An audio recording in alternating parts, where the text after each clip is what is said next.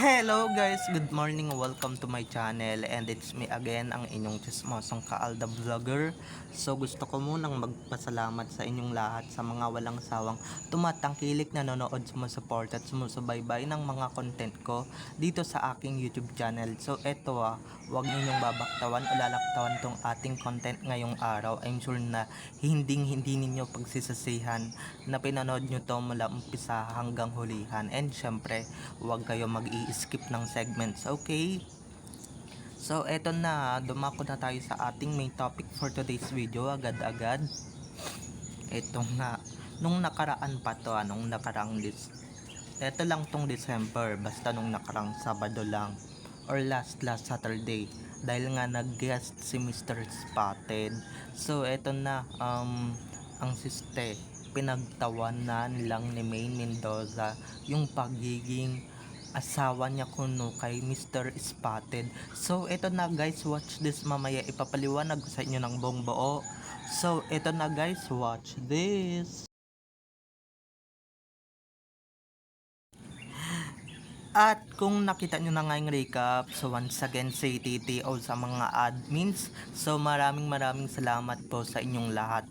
Kasi kung hindi dahil sa inyo, wala ako dito sa kinalalagyan ko. And syempre, hindi ko ito ma-achieve kung hindi dahil sa inyo. So maraming salamat po sa inyong lahat. So lalong-lalo na sa mga admins ko na walang patumanggang pinapayagan ako na maglabas ng mga updates. So maraming salamat. Makakaasa kayo na babasagin ko lahat ng mga trip ng mga kampon ng animales dito sa social media. So makakaasa kayo. So eto na, dumako na tayo sa ating main topic for today's video, agad-agad.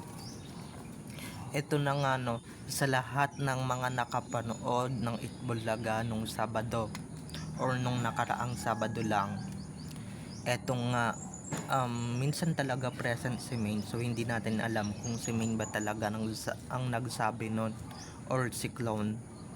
Eto na nga, kasi tinanong guys, syempre si Mr. Spotted, tinanong nung tunay or real Maine si, di ba kailangan niya kasi sumakay sa trip ng mga Dabar Cards, kasi pag hindi siya sumakay alam niyo na, di ba, kung ano yung challenging na or kung ano yung mas challenging na role na ginampanan mo or ginawa, me as your wife or yung character mo sa pelikula, syempre, di ba guys, hindi niya tatanungin yun kung siya si Clooney, kasi si Clooney sakay kung sakay.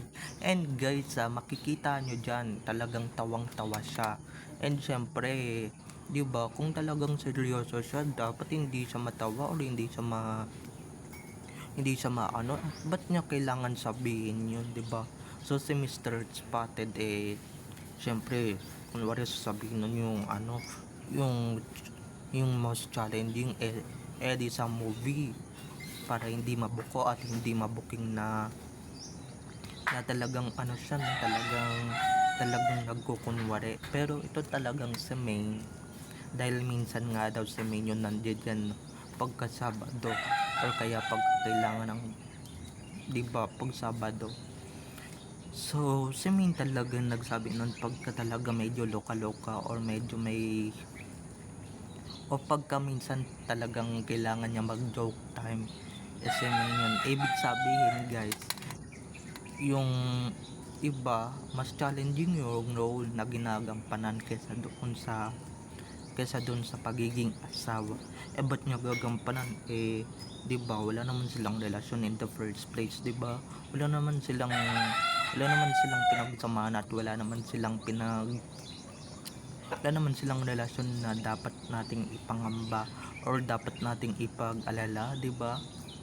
Wala naman silang relasyon, mga ka-Aldab Nation. So yung mga kampon lang talaga yung nagpapalabas na magkauyob sila or magkarelasyon sila, di ba? Magkarelasyon sila, di ba? So doon pa lang, so ibig sabihin guys, matik na yun na pagka ganun yung mga katanungan, 'di ba? Pagka gano'n yung mga nagtatanong, ibig sabihin, real yung nandun, real main ang nandun, 'di ba? And guys, 'di ba, wala naman lang ka-sweetness, hello. Pag nababanggit nga niya yung Mrs. Adaide or Mrs. whatever, 'di ba? Natatawa na lang siya or pinagtatawanan niya lang, 'di ba? Ibig sabihin guys, lahat ng yon ay katatawanan lang. Yung iba lang naman kasi dito siniseryoso yung mga yung iba kasi dito siniseryoso yung mga bagay-bagay na hindi naman dapat seryosohin or hindi naman dapat i-take na seryoso. 'Di ba? Kung ako sa inyo guys, sumakay na lang din kayo sa trip. 'Di ba? Yung iba dito kasi nang aaway pa.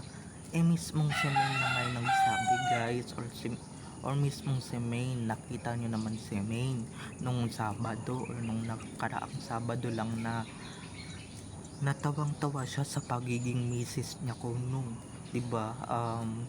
Pero mas challenging talaga kung tatanungin niyo siya personally kung ano mas challenging. Di syempre yung pagiging Mrs. Fulkerson niya, 'di ba? Yung pagiging Mrs. Fulkerson niya, hindi pagiging Mrs. Richards niya. Kasi Mrs. Richards ay pang drama lang yon. So yung pagiging Mrs. Fulkerson, yun talaga ang pinaka-challenging sa lahat. Ang dali-dali lang naman maging host at saka wala naman siyang tinatanggap na project, 'di ba?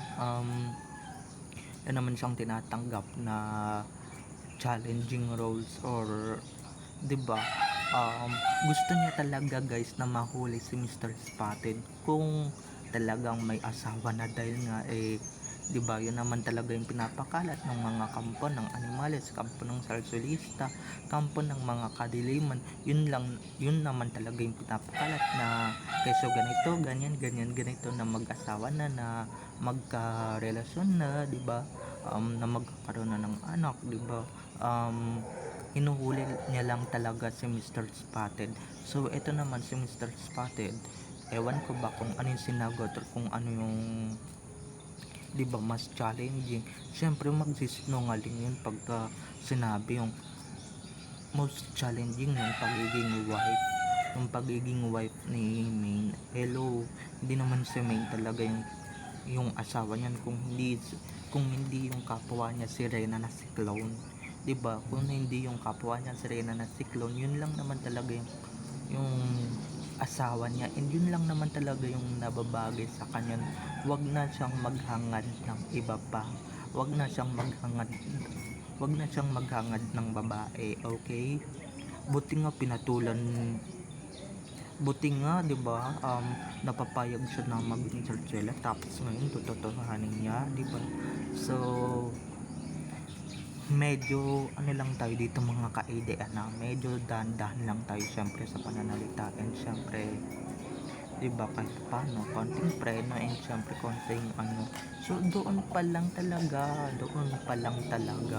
talagang mabubuking mo na 'di ba, mabubuking mo na talagang drama lang talaga lahat, 'di ba?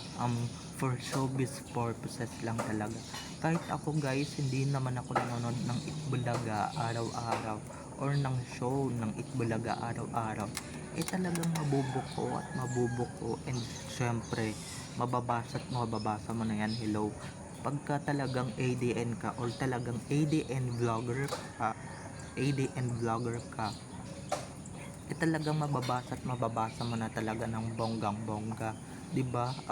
Talagang take for granted mo na talaga lahat ng mga bagay-bagay. So makaka-adaptation, onting hinay-hinay lang, and syempre huwag tayo papatumpik-tumpik pa sa laban, okay? Dahil pagka tayo natalo ng mga yan, huwag tayong papatalo. Syempre madami tayong ebidensya at resibo na nasa baol, okay? At marami pa tayong ilalabas ng bonggang-bongga. So bye-bye na mga ka-ADN, I love you all. So kung hindi pa kayo if you haven't subscribed yet to my YouTube channel, syempre huwag niyo kalimutan guys na mag-subscribe dito sa aking YT channel. And syempre, huwag ninyong kalimutan na i-click ang notification bell para sa ganon ma-notified kayo sa mga susunod ko pang i-upload na mga videos tungkol kina Main at Alden, and syempre tungkol sa kanilang mga buhay-buhay inside or outside man yan sa showbiz. Okay, so bye bye na mga ka-ADN, I love you all, have a nice day, keep safe and God bless everyone, enjoy watching, bye bye, I love you all, enjoy watching, bye bye.